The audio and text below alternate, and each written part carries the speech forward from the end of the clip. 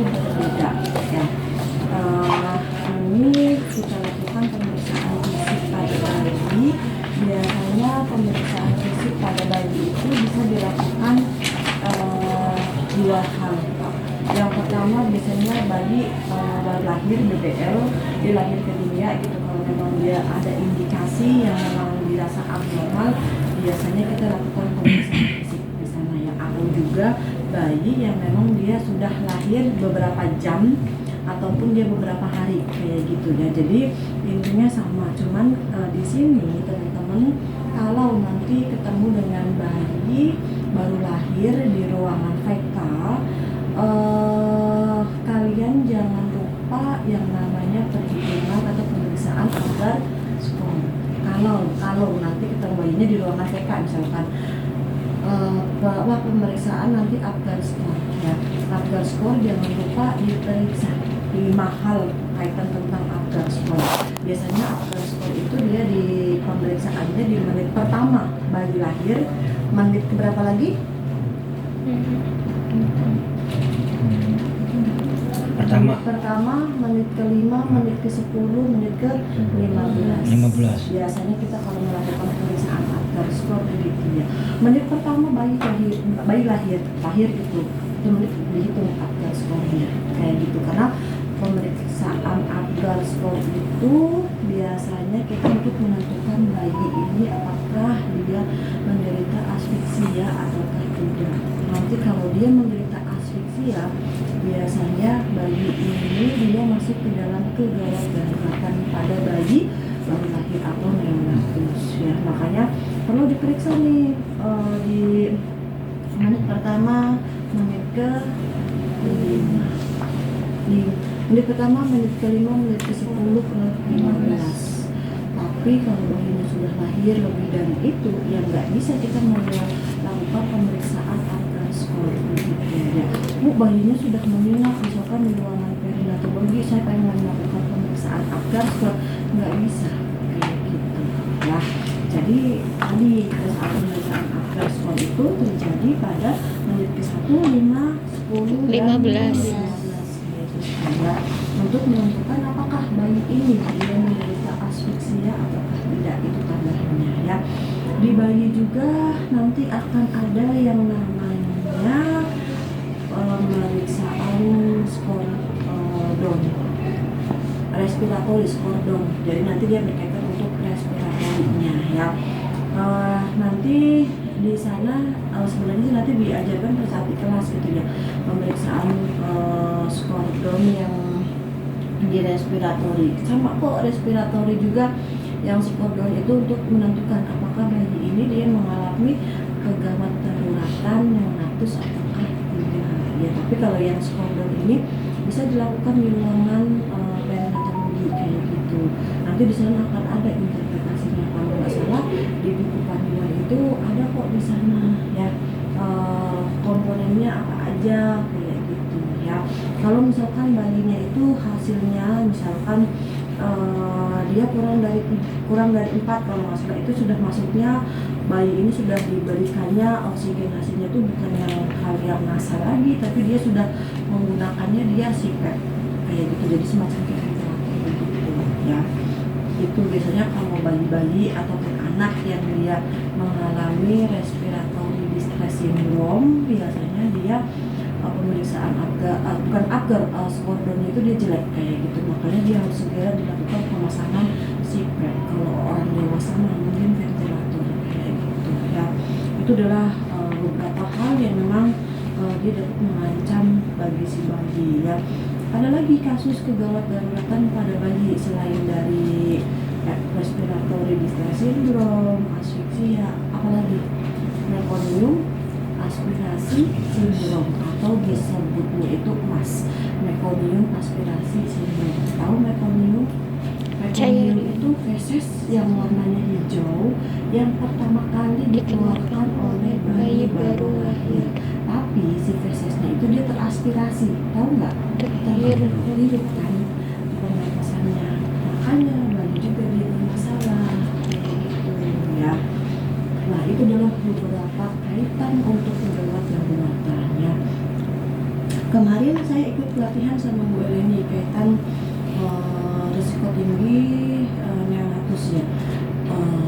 Nanti bagaimana caranya RJP ke bayi ataupun ke anak, kasus yang tadi metformin dan lain sebagainya. Saya sih berencana sama Bu Eleni karena memang itu tidak ada kompetensinya di dalam keperawatan anak.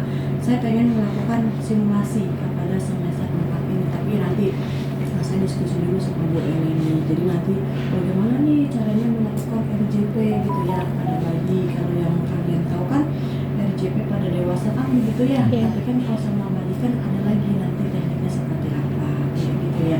Rencananya nanti saya sama Bu Eleni mau simulasi kayak gitu ya. Terus nanti ada juga tuh bayi yang dia kasusnya itu gastroskizis. Jadi gastroskizis atau meningokel. Jadi kalau gastroskizis mah dia tuh di sininya tuh keluar isi abdomennya sama meningokel. Ya, meningokel ataupun gastroskizis itu sama. Cuman yang membedakan kalau yang gastroskizis mah dia masih tertutup lapisannya, jadi misalkan ada usus dan lain-lain gitu, dia masih tertutup dengan selaput, itu yang namanya gastroskizis. Kalau yang meningokel selaputnya dia pecah, jadi di sini tuh terurai kayak gitu. Nanti perawatannya seperti apa itu kan suatu hal yang mengancam jiwa ya bagi si bayi. Nanti saya mau melakukan simulasi hal itu kepada kalian. Kemarin sih saya bilang Bu Ellen sih gimana kalau kita dekat, ya nanti kita lihat dulu deh kayak gitu seperti apa kegiatan mahasiswanya ya.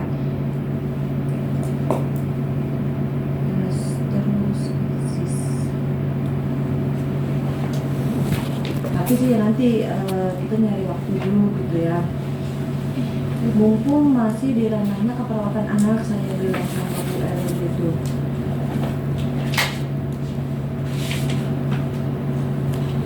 Kalau yang ininya keluar tuh, ini tuh keluar tuh. Ya tadi tuh dia yang udaranya aja tuh.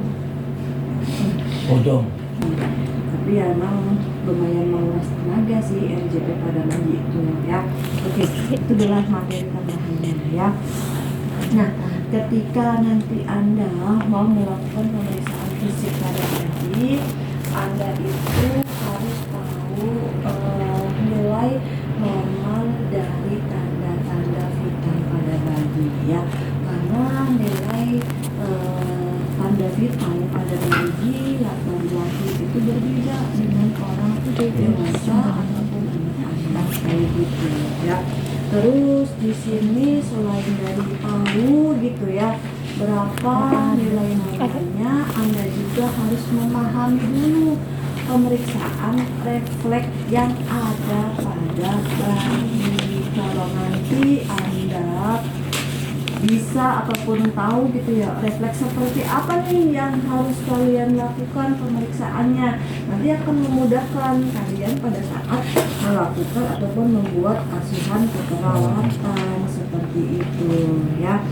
Terus hal-hal yang perlu diperhatikan pada saat Anda melakukan pemeriksaan fisik kepada bayi, yang pertama tempatkan bayi itu pada tempat yang datar dan diberikan alas kayak gitu. Terus yang kedua atur pencahayaan, dan yang ketiga atur suhu lingkungan. Kalau pada bayi biasanya kalau kita melakukan pemeriksaan fisiknya di rumah sakit ataupun di ruangan perinatologi, di sana mah ada meja khusus yang memang dia untuk bayi ya. Misalnya nih bayinya nih bermasalah gitu ya. Jadi nanti di sana ada tuh meja khusus yang memang juga dia buat pemeriksaan bayi yang namanya infant warmer. Infant itu kan buat bayi baru lahir.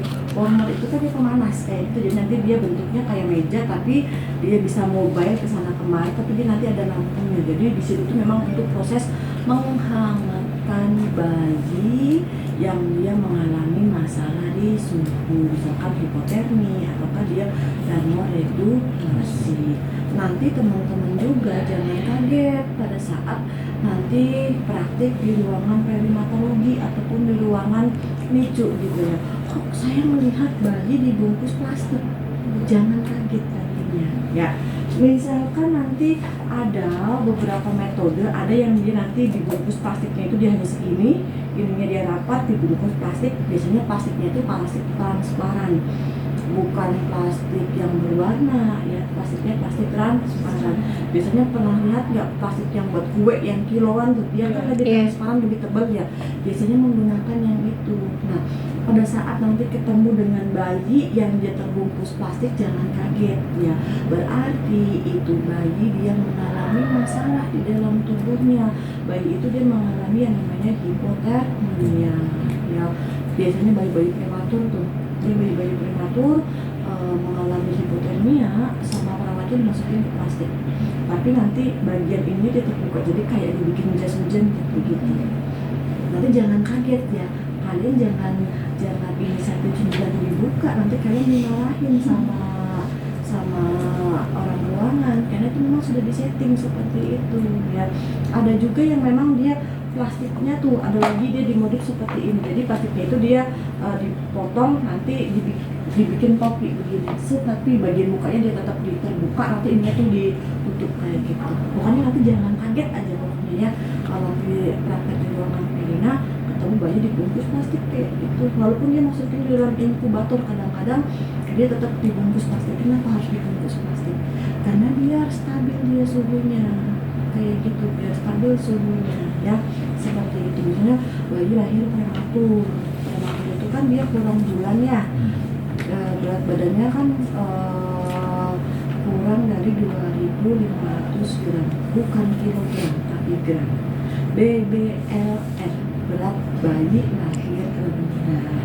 Kalau ketemu dengan berat bayi lahir rendah, berarti itu bayi lahir ke dunia berat badannya kurang dari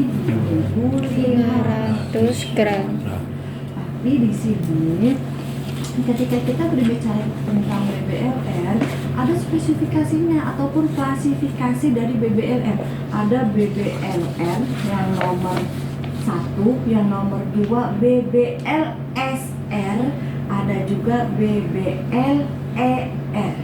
Kalau BBLR, berat bayi lahir rendah, itu dia di atas 1.500 sampai dengan kurang dari 2.500 gram, namanya BBLR. Ada juga bayi dia lahir ke dunia berat badannya 1.000 sampai dengan kurang dari 1.500 gram, namanya BBLSR, berat bayi lahir sangat rendah. Ada juga bayi lahir ke dunia BBLER, berat bayi lahir ekstrim rendah. Dia berat badan bayinya itu dia kurang dari 1.000 gram, namanya ekstrim rendah, berat bayi lahir ekstrim atau ekstra rendah kayak gitu ya. Ada kok yang misalkan orang tuanya mengandung di usia kehamilan 30 minggu, jadi dia melahirkan, nggak mungkin dia berat badan bayinya 2.500, nggak mungkin ya. Pasti dia berat badannya itu kurang dari 2.500 gram, sebenarnya gram, jangan kilo. Kalau sama bayi itu, Neng berat badannya berapa? 3.100 gram kayak gitu ya. Jangan ya, kadang-kadang kita suka cetot ya, karena kan kita terbiasa bilangnya kilogram kayak gitu ya. Awas, hati-hati ya. Nah, itu yang perlu diperhatikan ya. Jadi kita itu pada saat melakukan pemeriksaan fisik kepada bayi itu nggak sembarangan. Begini dengan suhu begini, Anda aja lama-lama mengalami hipotermi, apalagi bayi seperti itu ya. Makanya kalau di rumah sakit mah kadang-kadang tuh diinform hormon tadi ya. Nanti kalian kalau praktek di ruangan perinatologi nanti dicoba bayi dengan berbagai macam varian. Ada juga bayi yang berat badannya itu dia lebih dari 4.000 gram alias lebih dari 4 kilo. Di kalian namanya baby janin ya. Itu namanya dengan bayi makrosomia. Bayi makrosomia aliasnya itu bayi lagi berat badannya lebih dari 4.000 gram. Biasanya faktor ibu tuh yang berpengaruh. Satu, mungkin ibunya mengalami DMG. Tahu DMG? Gestasional. Atau juga ibunya jongok pada saat trimester ketiga, makannya segala-gala dimakan, terutama dia glukos. Bukan karena mitos ya orang kampung mah, kamu udah sekian bulan mau melahirkan jangan minum es, berarti bayinya gede. Bukan karena esnya yang bikin bayinya gede, tapi glukosanya yang bikin bayi itu jadinya makrosomia. Atau juga dia faktor herediter, dia faktor keturunan. Bisa juga nanti seperti itu di dalam keluarganya itu dia keturunannya itu bayi itu lahir dia dengan yang lebih dari 4.000 sekian dan lain-lain kayak gitu ya. Biasanya faktornya seperti itu yang nanti kalian pahami ya. Nah di sini ada pun nanti tujuan dan lain sebagainya mah kalian sudah sangat paham gitu ya. Nah di sini persiapan alatnya kalian itu siapkan timbangan bayi dan pengukur panjang bayi. Namanya kalau yang di bayi namanya panjang badan, bukan tinggi badan. Kalau tinggi badan mah diperuntukkan untuk anak yang sudah bisa berdiri. Kalau bayi mah namanya panjang badan.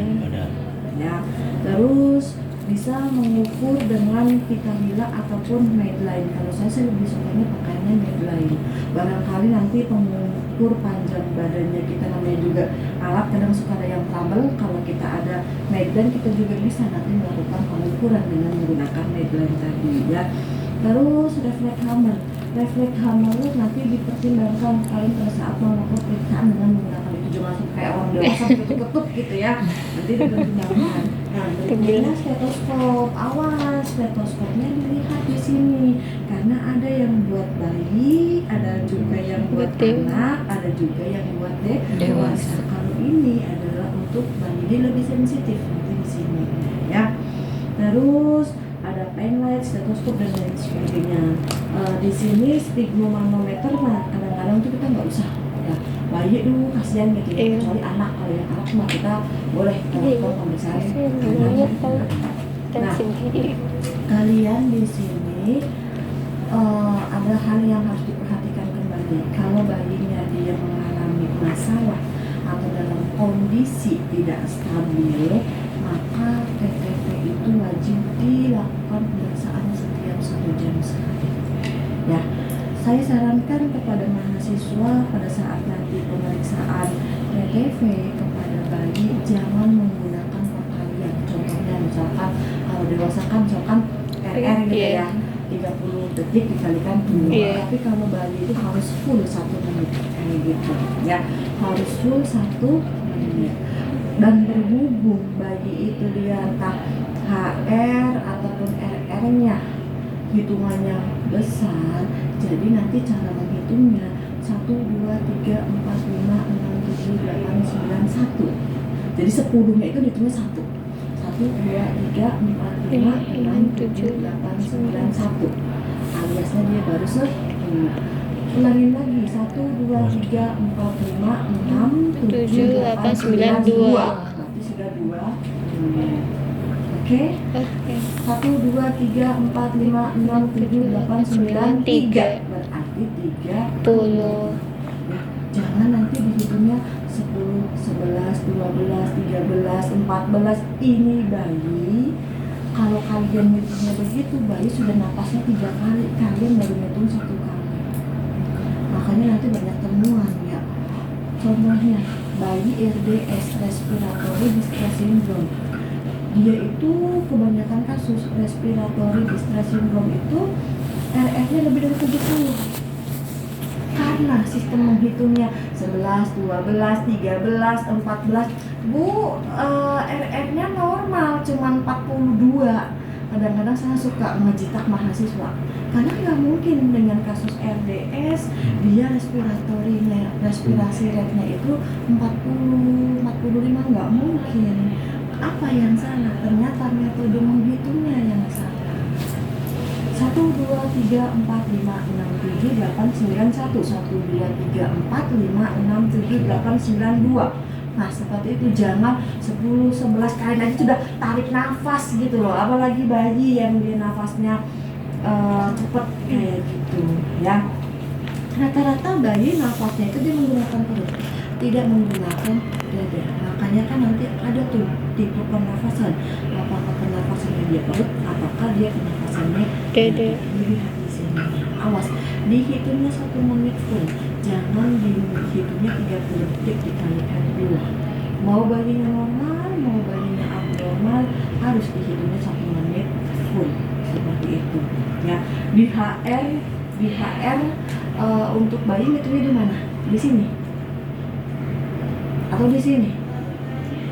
Di sini tidak ada. Nanti menggunakan ini ya. Kan letak jantung di bagian mana? Kanan, kiri? Kiri. Nanti di daerah sini. Awas perempuan, hati-hati ya, karena pakai ini kadang suka nggak peka. Lebih baik dimasukkan ke telinga langsung ya. Terus ininya nanti dilihat diputar. Kalau dia ngebuka begini nanti nggak akan kedengeran. Kalau begini kan nanti kedengeran tuh. Nanti dihitungnya di sini. Tuh begini. Ya, jadi menghitung nadi bayi itu bukan di sini, tapi di sini. Itu selama 1 Ini. ya 8, 9, 10, 10. Berarti kan udah berapa tuh? 100. Iya kan? Nah, bukan 10-nya itu 1, bukan ya, seperti itu. Oke, tapi nanti hati-hati ya, kalau sudah 10 balik lagi ke 1, jangan 11, nantinya ribet kaliannya ya. Kalau nantinya misalkan 9, 10, 10, 1, 9, misalkan 1, berarti kan 110. Oke, begitu ya. Ini sudah, jangan lupa baju bayinya dipakaikan ya. Kita bahas dulu di sini ya. Nah, di sini prosedur pemeriksaan pada bayi baru lahir. Lihat postur, tonus, dan aktivitas. Posisi tungkai dan lengan fleksi. Bayi sehat akan bergerak aktif. Kalian pernah melihat nggak bayi baru lahir apakah dia begini bentuknya? Enggak. Dia lebih begini nggak? Iya. Kakinya lebih begini nggak? Iya. Iya. Tapi dia walaupun kakinya begini, tangannya begini, tapi dia aktif geraknya. Nggak mungkin begitu. Itu makanya kalau tidur begini. Ya. Jadi nanti bayi itu dia ketika dia lahir, pasti nanti dia begini kakinya. Kakinya juga nanti dia nekuk begini. Tapi itu tidak membatasi gerakan bayi tersebut. Tetap dia masih dapat bergerak dengan bebas kayak gitu. Jadi nggak ada keterbatasan dalam pergerakan. Berarti itu adalah normal.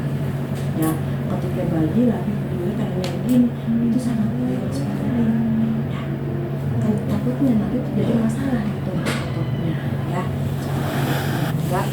Nah, di sini kan posisi tungkai dan lengan fleksi. Bayi sehat akan bergerak aktif kayak gitu. Walaupun dia begini, ya tetap aja dia aktif gerak-geraknya kayak gitu ya.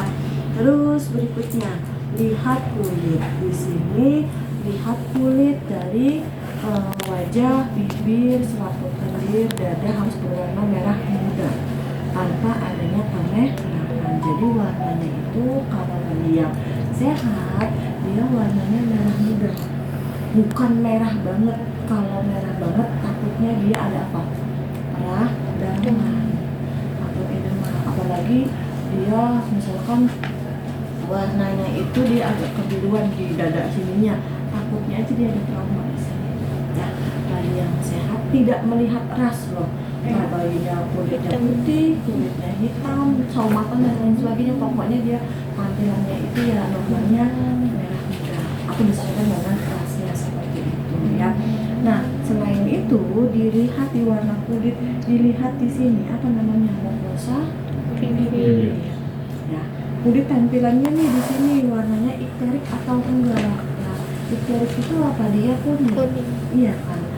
Nanti kalau bayinya kuning berarti dia hiperbilirubin dong. Gitu ya. Bu, kok saya ragu ya di sini bayinya ini warnanya kuning ataukah bukan ya Bu? Nah, kalian kalau melihat hal tersebut kita bisa melakukan yang namanya pemeriksaan metode Kramer. Ya, 5 komponen untuk melakukan pemeriksaan metode Kramer.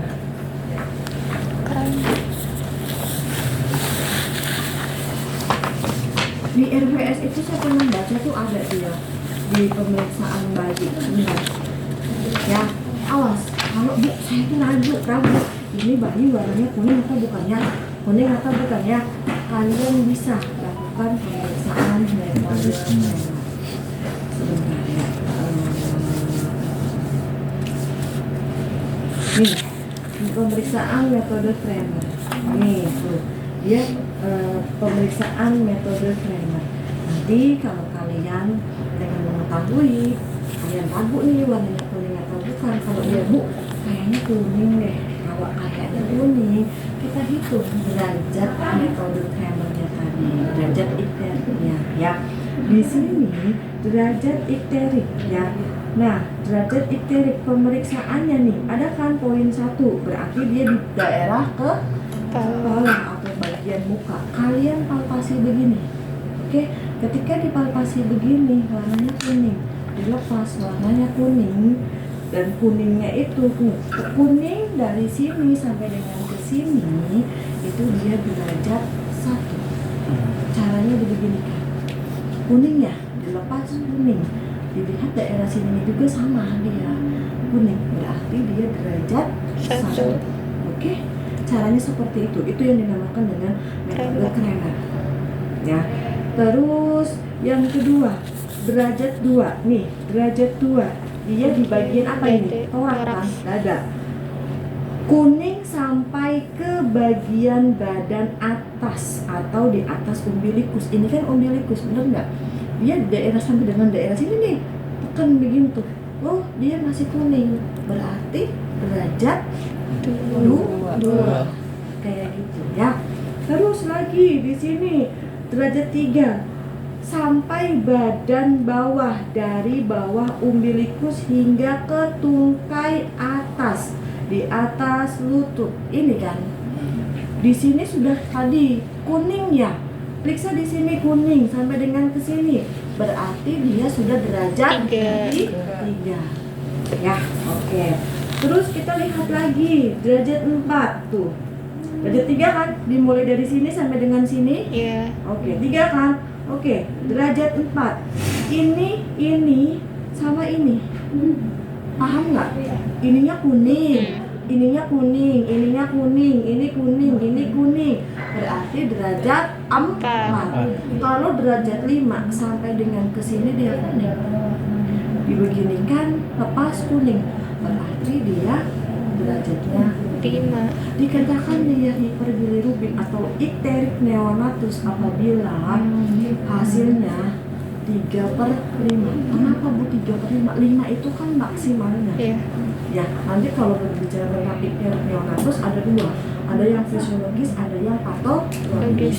Kalau yang patologis 3/5 itu sudah masuk ke dalam patologis. Berarti dia ada masalah. Kayak gitu di anggota tubuhnya. Kalau yang nilainya masih misalkan 2/5, 1/5, ini namanya fisiologis. Biasanya kalau yang fisiologis dia akan hilang dengan sendirinya. Misalkan dijemur pagi hari gitu ya, sinar matahari, ataukah di blue light dia hilang gitu. Itu yang namanya fisiologis. Biasanya fisiologis itu dia akan hilang kurang dari 2 minggu. Tapi kalau sudah lebih dari 2 minggu, kenaikan bilirubinnya makin hari makin meningkat gitu ya. Nggak hilang-hilang, kuning semua gitu, 5/5 atau 3/5, 4/5. Udah, kita curigainya patologis. Biasanya dia ada masalah di bagian mana? Hepar. Ya, kayak gitu. Entah dia atresia biliar, entah juga dia sirosis hepatis. Ya, karena berbicara tentang kulit itu baru yang ikterik. Terus yang kedua, selain dari tadi tuh, selain dia warnanya normalnya warnanya pink ya, kuning tadi sudah. Dilihat di sini di mukosa bibir. Kalau mukosa bibirnya dia mengalami cyanosis, curigai bayi itu dia mengalami PJB, penyakit jantung bawaan. Biasanya PJB jenis tetralogi ovalot yang menyebabkan bayi itu dia mengalami sianosis sentral.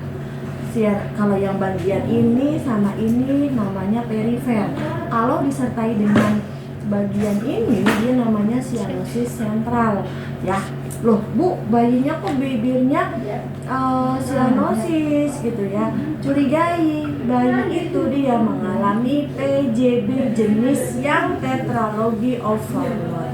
Karena nanti kalau berbicara tentang PJB, penyakit jantung bawaan, ada dua kategori. Ada yang asianosis, ada yang sianosis. Kalau yang sianosis, kasus yang paling banyak terjadi pada bayi itu adalah TOF, tetralogi ovalot. Ya, bayi tiba-tiba lagi ditetein gitu ya sama maknya gitu. Tiba-tiba set warnanya biru, udah curigai ke arah tetralogi ovalot. Bayinya tiba-tiba gitu ya menangis, tiba-tiba biru, udah bayi-bayi yang dengan tetralogi ovalot seperti itu. Jadi warna sianosisnya itu dia dalam keadaan santai pun bisa terjadi kayak gitu ya. Kalau jenis yang tadi yang sianosis, kalau yang asianosisnya dia tidak akan memunculkan tanda sianosis, nama juga asianosis, tidak ada tanda sianosis. Biasanya kasus yang paling banyak itu adalah VSD, ventricle septal defect. Tapi nanti sih sebenarnya itu maksudnya ke dalam anak buah, tapi nggak apa untuk pengetahuannya kayak gitu. Ininya biru, berarti tandanya dia sianosis sentral. Curigai anaknya mengalami TOF, tetralogi ovalot ya, kayak gitu. Oke? Sudah nih ya, kayak gitu. Ada juga Bu, saya pernah melihat kasus entah pada dewasa, entah pada bayi gitu ya. Dia di daerah bibir sininya, di telapak sininya, warnanya itu hitam tapi tidak merata, kayak polkadot. Tahu polkadot? Ya, itu namanya tanda Pitt-Jagger. Tanda Pitt-Jagger itu biasanya dia ada masalah perdarahan di intestinal ataupun di kolonnya. Ya, di sini nih, ya bibirnya itu warnanya kayak hitam polkadot, dia tidak menyeluruh ya. Bintik. Terus nanti dilihat di tangannya juga sama dia bintik gitu, warnanya hitam. Curigai dia mengalami perdarahan di kolon ataupun di intestinal, di usus besar ataupun usus kecil. Di situ terus harusnya ya, itu namanya tandanya itu Pitt-Jagger kayak gitu ya. Oke, terus yang kedua, hitung pernafasan dan lihat tarikan dinding dada bayi ketika bayi sedang tidak menangis. Jadi dilihat di sininya, tarikan dinding dadanya itu ini, nantinya begini ataukah tidak. Kan ada tuh kalau dia retraksi dinding dada terlalu begini banget, namanya kan retraksi dinding dada, berarti kan dia ada masalah di pernafasannya. Jadi usaha nafasnya itu dia berat, kan masuk ke dalam tuh retraksi dinding dada. Nah itu perlu dilihat lagi ya, makanya nanti akan ada pemeriksaan yang namanya skordon ya. Oke. Nah di sini ketika Anda mau melihat di sini frekuensi nafas ya, tadi sudah saya bilang bahwa pernafasan normal untuk bayi baru lahir itu dia jauh lebih tinggi. Dikatakan normal itu kalau dia nilainya 30 sampai dengan 60 kali per menit. Saya melihat ini tuh dari buku yang dikeluarkan dari PPMI, 30 sampai dengan 60 kali per menit. Cara ngitungnya tadi dihitung selama 1 menit full. Dilihat, jangan meleng kaliannya. Boleh pakai stopwatch, boleh, lebih enak sih sebenarnya pakai stopwatch dibandingkan pakai yang ini. Jadi di sini kan lebih enak tuh, tetap kayak gitu ya. Kayak gitu, dan itu dilihat di sini sembari retraksi dinding dadanya, apakah dia terjadi tarikan yang ke dalam ataukah tidak seperti itu. Dia nanti dihitung 1, 2, 3, 4, 5, 6, 7, 8, 9, 1, 1, 2 dan seterusnya. Kalau nanti misalkan 9, 4, 1, 2, 3, 4, 5 berarti berapa? 45 kayak gitu ya. Tuh, makanya nanti lebih enak pakai yang ini tuh. Iya kan, dibandingkan pakai yang ini. Tapi sih nanti bebas. sesuka anda maunya seperti apa. Kalau emang disiapkan yang ini ya kenapa nggak pakai yang ini aja kayak gitu ya. Oke ya. Nah di sini normalnya untuk respirasi itu tidak ada tarikan dinding dada bawah dalam, jadi tidak ada, normal aja kayak gitu ya, kayak gitu. Oke. Terus berikutnya hitung denyut jantung dengan meletakkan stetoskop di dada kiri setinggi apex cordis. Nanti di sini nih apex cordis kan di bagian sini, benar nggak? Apex cordis di sini, nanti diletakkan di sini ya. Hitung selama 1 menit. Nilai normalnya adalah 140 sampai dengan 160 kali per menit. Jadi dikatakan bradikardinya bagi itu dia kalau kurang dari 140. Dikatakan takikardinya kalau lebih dari 160 kali per menit. Berbeda dengan kalian. Kalau kalian 102, wih namanya takikardi. Kalau bayi mah 102 namanya bradikardi. Oke, gitu ya. Terus berikutnya lakukan pengukuran suhu di ketiak dengan termometer. Suhu normal itu sama, tapi biasanya termometernya nggak ngasih ya, nanti gampang menyusul. Jadi nanti biasanya kalau kita pengukuran termometer itu sekalian kita menghitung misalkan respirasi rate, menghitung juga dengan heart rate tadi, biar nggak satu-satu kasihan bayinya ya. Awas kalian pada saat nanti melakukan pemeriksaan bayi itu sistematis dari atas ke bawah ya. Oke. Nanti ini mah tetap masih pakai pampers ataupun dia tetap popok bagian ini yang baru dibuka gitu ya. Terus berikutnya lihat dan raba bagian kepala. Bentuk kepala terkadang asimetris karena penyesuaian saat proses persalinan ya. Misalkan nih ibunya melahirkan, ibunya gak kuat mengujan gitu kan, lagi biasanya nanti di sini tuh akan menonjol, jadi lebih panjang kayak gitu. Kenapa? Karena dia itu yang bahasanya magol ya kalau di matematika. Karena lagi kayak gitu kan, gak keluar. Kadang-kadang hal yang seperti itu bisa mengalami stres pernafasan bagi si bayi. Ya.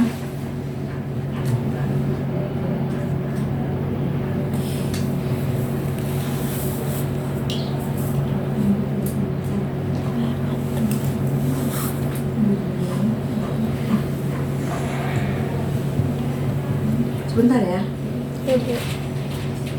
Kadang asimetris tadi tuh asimetrisnya ya, normalnya dia akan hilang dalam waktu 48 jam ataupun 2 hari ya. Nah di situ ubun-ubun besar rata atau tidak menonjol, dapat sedikit menonjol saat menangis. Jadi di sininya tuh dia menonjol kayak gitu, tapi dia terjadi pada saat menangis kayak gitu ya. Terus berikutnya lihat mata tidak ada kotoran ataupun sekret. Terus lihat bagian mulut, masukkan 1 jari yang menggunakan sarung tangan ke dalam mulut, raba bagian kalakum, masukin ke dalam gitu ya. Nah, sarung tangan ya, atau kalau enggak ya it's okay kayak gitu ya. Nanti dilihat tuh diraba bagian atasnya di sininya nih. Yeah. Takutnya dia ngebelah di sininya. Misalkan ini adalah paratum begini nih, diraba begini. Kalau dia ngebelah namanya palatoschisis ya. Palatoschisis. Ada juga dia kasus dengan labiopalatoschisis. Labiopalatoschisis itu, labio itu bagian ini atau yang disebut sebagai bibir sumbing. Labiopalatoschisis biasanya kalau kasus labiopalatoschisis sumbing itu di sini robek. Iya. Hidung. Bagian dalam, nanti dia akan ke dalam ya. Kalau kita berbicara itu tentang labiopalastoskizis ataupun labioskizis. Labioskizis itu ada dua kategori. Ada yang duanya dia komplit, ada yang dia inkomplit. Dalam artian komplit itu kalau dia sobeknya itu sampai dengan ke sini, ke hidung, set begini, namanya komplit. Kalau dia sobeknya hanya di sini sampai dengan di sini, itu yang dinamakan dengan Incomplete. incomplete, kayak gitu ya. Terus ada juga dia yang unilateral ataupun yang bilateral. Kalau unilateral mah udah di sininya aja set gitu yang sobek ya, entah dia yang komplit atau inkomplit. Kalau yang bilateral dua-duanya di sini sobeknya, baik dia komplit ataupun Komplit. Kalau yang labiopalastoskizis biasanya dia kategorinya yang komplit karena dia sobek set langsung masuk ke dalam palatus kayak gitu ya. Makanya kan di sini dilihat kalau yang labio mah kelihatan dengan mata juga ya. Yeah. Tapi kalau yang palatoskizis mah nggak akan kelihatan kalau nggak dibeginikan sama kalian. Kayak gitu ya. Oke, sudah ya. Terus setelah itu bibir, gusi, palatum utuh, tidak ada bagian yang terbelah. Tadi tuh kelahirannya ya. Kalau bibir sumbing namanya labioskizis. Kalau palatumnya yang celah palatoskizis. Kalau dua-duanya namanya labiopalatoskizis. Oke, gitu ya. Labioskizis. Nilai kekuatan isap bayi akan menghisap kuat dari pemeriksa normalnya. Pada saat bayi dimasukkan bayi dimasukkan tangan pemeriksa, dia akan ada respon, dia menghisap. Oke. Namanya apa? Refleks apa? Saking. Ya gitu ya. Bukan sakingan baik tapi saking gitu ya. Oke, sudah. Poin berapa? 9 ya. Terus berikutnya, lihat dan raba perut. Perutnya itu kan datar ya, normalnya ya. Perut datar dan teraba, bukan lemas tapi itu lembek. Salah itu. Lembek kalau dia pada saat dibeginikan gitu ya, keras, curigai. Artinya penumpukan feses. Misalnya nih, bayinya sudah 3 hari tapi belum BAB, curigai itu ada dua kemungkinan. Dua kemungkinan. Satu, bayinya dia mengalami hisprum. Kalau hisprum itu tandanya dia di dalam arektum sigoidnya itu tidak ada yang namanya sel ganglion atau yang disebut sebagai aganglionis. Tidak adanya sel ganglion. Jadi dia penumpukan di sini. Namanya fesesnya namanya hisprum atau mega. Jadi feses itu dia nggak mampu keluar. Karena dia aganglion tadi tidak adanya sel ganglion. Atau juga dia tidak ada yang namanya anus di sini. Ada dua kategori. Atresia ani namanya. Atresia ani atau malformasi anorektal. Jadi dia di sini anusnya ada tapi tidak berlubang, atau juga tidak ada anus sama sekali, kayak gitu. Itu namanya komunitas. Pantes aja pada saat dibeginikan keras gitu ya, bayinya nggak mau menyusu ya. Gimana dia mau menyusu ya, feses yang harusnya dia keluarkan meconium dia belum keluarkan. Bayi itu nanti dia ogah-ogahan buat minum ya. Dibeginikan dia keras gitu ya, menangis kencang, udah curigai dua hal tadi, hisprum ataukah dia atresia ani atau malformasi anorektal. Istilahnya itu atresia ani ataupun malformasi anorektal ya. Bedanya kalau yang hisprum dia tidak adanya sel ganglion di rektumnya. Rektum kan di bagian sini kan, kayak gitu kan, tidak ada dia rektumnya, tidak ada dia apa tadi namanya ganglion atau yang disebut sebagai aganglion. Karena aganglion itu kan dia saraf tuh, yang dia rasanya sympathimulus, mengeluarkan feses, itu kan dipengaruhi oleh ganglion. Nah pada kasus hisprum dia nggak ada seperti itu ya. Atau juga dia atresia ani ya, ya, atresia ani atau malformasi ano rektal, anusnya dia rapat, nggak ada lubangnya, ataukah dia tidak ada anus sama sekali, seret kayak gitu, rata kayak gitu ya. Nah itu ya. Oke, terus berikutnya dilihat nih tali pusatnya atau umbilikalnya ya.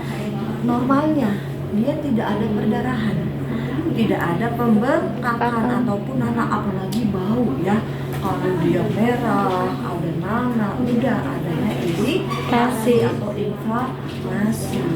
Perawatan tali pusat sudah kan? Tidak diapa-apain kan? Iya. Cuman dibiarkan begitu kan. Nah itu ya. Oke, terus berikutnya adalah lihat punggung dan raba tulang. Di sini lihat punggung dan raba tulang di bagian sini. Kulit terlihat utuh, tidak ada lubang ataupun benjolan pada di belakangnya. Nanti di sini biasanya kan pada saat begini kan dia lurus tuh. Kalau dia nanti seperti huruf S namanya apa? Skoliosis. Kan keraba begini kan, kalau Iya. nggak suruh jalan juga kan pada saat begini kan nanti terlihat terasa kayak gitu ya. Kalau nanti kiposis seperti apa, kalau lordosis dia seperti apa ya. Terus berikutnya lihat di ekstremitas ya, dilihat nih di ekstremitasnya, dilihat jarinya, kakinya gitu ya. Jarinya loh, kok Bu? Jarinya lebih dari 5, namanya apa? Bu, jari tangan kanannya lebih dari 5, namanya polidaktili. Polidaktili. Polidaktili. Pernah lihat kan? Pernah. India, Jempol. ya, atau Jempol. siapapun itu, ya itu namanya dengan polidaktili. Tetangga. Lebih dari 5. Atau dia jarinya cuma 4. Contohnya ini deh. Namanya apa? Sindaktili. Polidaktili. Normalnya ya 5 kayak gitu. Polidaktili. Sindaktili. Pokoknya jari ekstremitas atas, jari ekstremitas bawah, kalau dia kelainan namanya sama.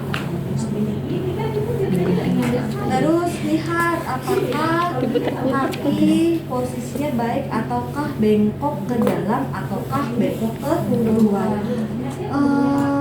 Saya tuh lupa ya kelainan sebentar. Lupa kelainan. Terus berikutnya lihat lubang anus. Tadi tuh caranya ya. Nanti dilihat, nanti di sini di lubang anusnya dilihat begini kan, dilihat apakah dia mengalami atresia ani ataukah tidak ya. Atresia ani atau malformasi anorektal kayak gitu ya. Bu, ada kok anusnya tapi dia tidak berlubang, sama namanya malformasi anorektal. Atau tidak ada sama sekali, ya udah sama namanya malformasi anorektal ya. Terus di sini ya, tanyakan bayi apakah sudah BAB, itu mas sudah tadi ya. Poin 13, lihat dan raba alat kelamin ya. Tanyakan pada ibu apakah bayi sudah BAK ataukah belum ya. Bayi perempuan kadang terlihat cairan vagina berwarna putih atau kemerahan, it's okay, nggak ada masalah ya. Kalau selagi dia pengeluarannya tidak banyak, it's okay gitu ya. Bayi laki-laki terdapat lubang uretra pada ujung penis. Jadi gini loh, ada yang namanya kelainan pada bayi ataupun pada anak, terutama yang laki-laki ya. Ini yang dinamakan dengan penis. Contoh taruhlah, ini yang dinamakan dengan penis. Normalnya meatus uretra itu dia di sini lubangnya, bener nggak? Normalnya pas di sini nih, normalnya kayak gitu. Tapi ada kelainan dia congenital, lubangnya meatus uretra itu bukan di sini, tapi di sini, tapi di sini, tapi di sini. Itu yang dinamakan dengan hipospadia.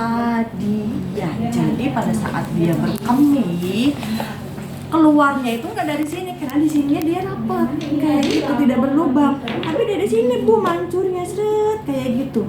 Itu yang dinamakan dengan hipospadia. Ya. Nah, untuk kasus dengan hipospadia biasanya dia nanti pada saat besar mau dilakukan sirkumsisi ataupun hitan itu dilakukan oleh dokter bedah, tidak bisa dilakukan oleh orang misalkan Mantri. kayak mantri nggak bisa. Kenapa? Karena kalau sama dokter bedah nanti akan dibuatkan lubangnya dari sini.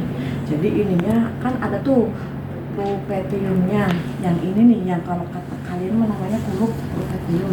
Nanti pada saat rupetiumnya itu kalau sudah dihitan dia nggak dibuang, tapi dia nanti buat nutup daerah sini. Nanti di sini baru dibikinkan nantinya lubangnya, kasus dengan hipospadia. Jadi makanya dia dilakukan sirkumsisinya dengan dokter bedah biar sekalian nanti dibuatkan struktur anatomisnya untuk yang meatusnya, ya itu yang dinamakan dengan hipospadia seperti itu, ya. Terus berikutnya biasanya kalau yang bayi yang dia lahirnya prematur nih, ada kan yang namanya testis sama skrotum. Jadi nanti biasanya nih, ini kan namanya skrotum kan ini kantongnya, dalamnya itu kan testis ya. Kalau bisa nggak apa-apa deh kalian raba aja, dilihat nih testisnya jumlahnya 1 ataukah 2. Normalnya kan dia jumlahnya 2. Apakah dia masih ngangkat di atas ataukah dia sudah kalau yang lahirnya prematur itu kan dia lahirnya ngangkat ke atas kayak gitu. Ya dilihat aja kayak gitu. Ya, oke, tadi sudah ya, kelainannya sudah hipospadia ya. Kalau yang perempuan dia kalau misalkan dia kemerahan, biasanya dia selaput himennya tuh. Himen itu kan istilahnya apa ya, kalau kita mah keperawanan ya, selaput himen. Nah, dia nanti ciri khasnya katanya mah kalau dan sebagainya. Biasanya kan dia kok pada saat ini dia sudah robek himennya, berarti kan dia kena trauma gitu.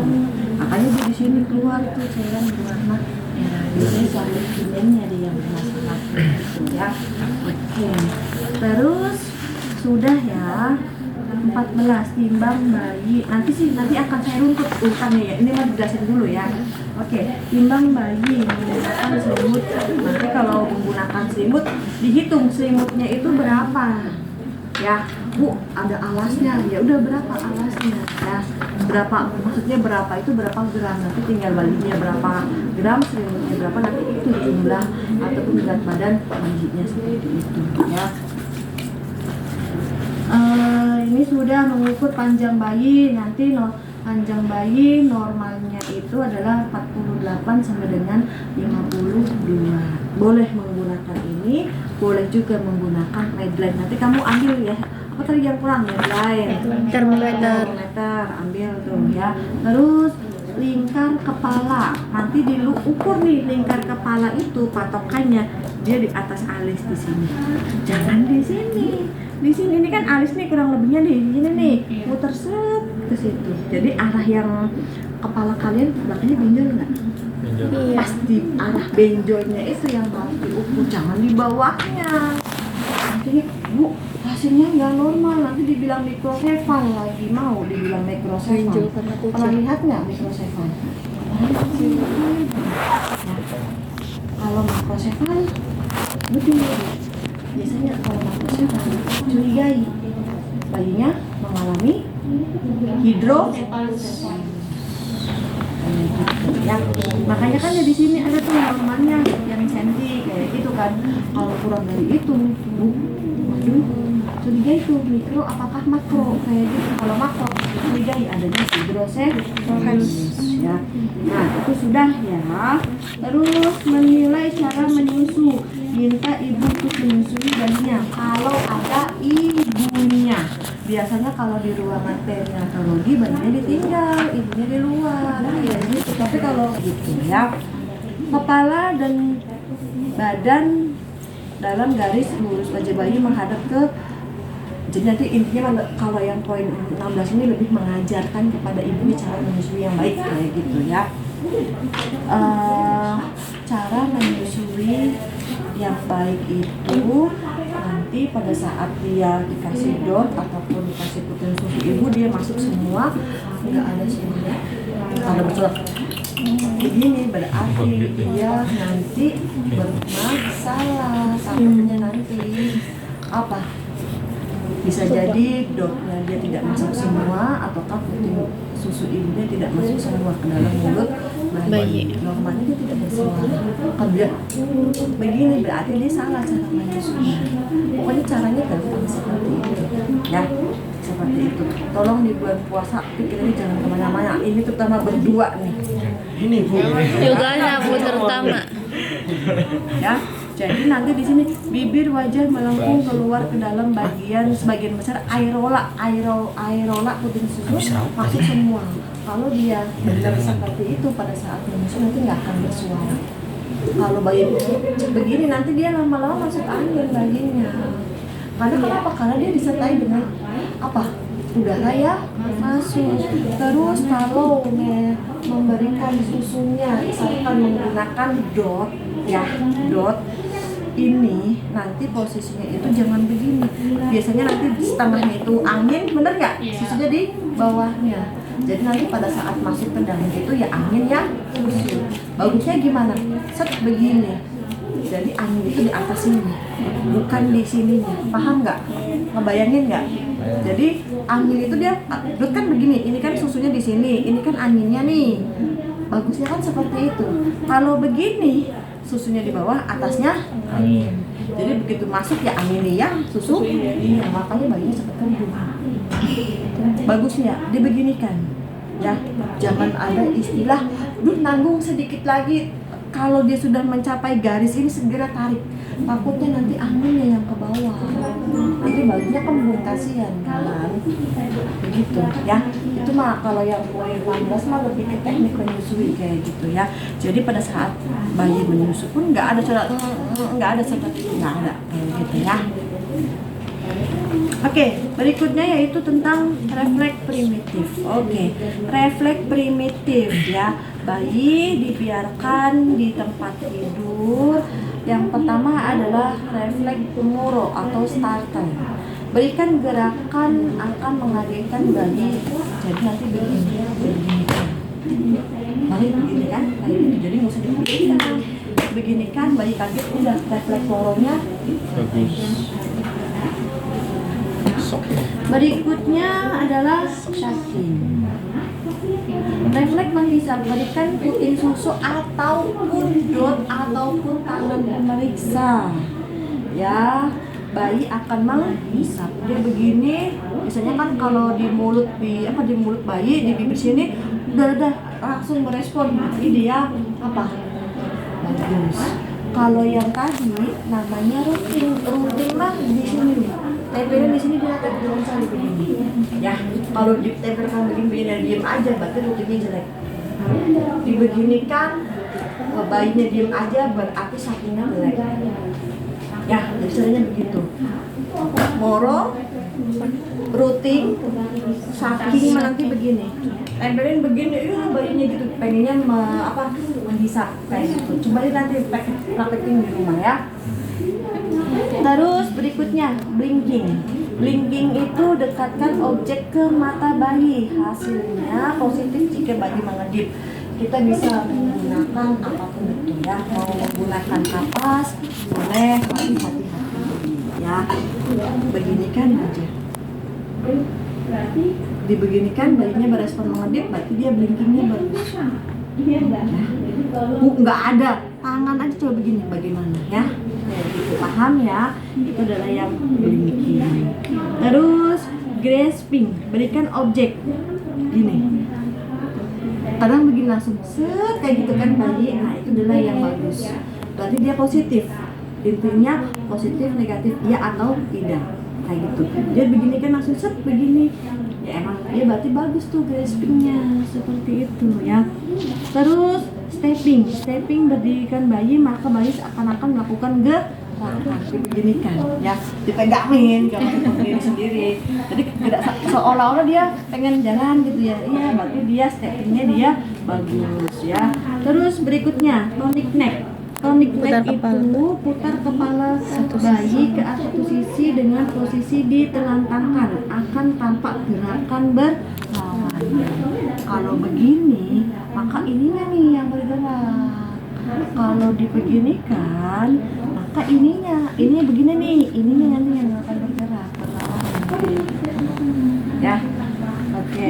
Terus berikutnya yaitu sneezing. Sneezing itu suatu respon mekanisme pertahanan saluran pernafasan. Nanti di sini dilihat bagaimana ya. Terus berikutnya gag. Gag itu apabila tangan Anda dimasukkan ke dalam mulut bayi kayak gitu, refleks muntah, itu namanya refleks gag kayak gitu. Ya, rutin tadi sudah. Babinski, oke. Babinski boleh dengan menggunakan media apapun. Ya, Babinski menggoreskan jari ataupun refleks hammer ke telapak kaki hingga ke bawah ibu jarinya. Ibu jari akan mengarah ke atas dan jari-jari lainnya akan terbuka. Jadi gini. Nanti begini, langsung begini. Namanya dia Babinski. Ya. Kali pada saat beli begini, gimana responnya? Mungkin kan? Ketek. Jadi Babinski. Ya. Namanya apa? Refleks gag ataupun Refleks refleks hammer. cock sama aja ya, dia muntah. Paham? Paham ya? Ya baby. Ada pertanyaan? Menggunakan metode refleks. Babinski. Oke, sudah ya, tidak ada pertanyaan.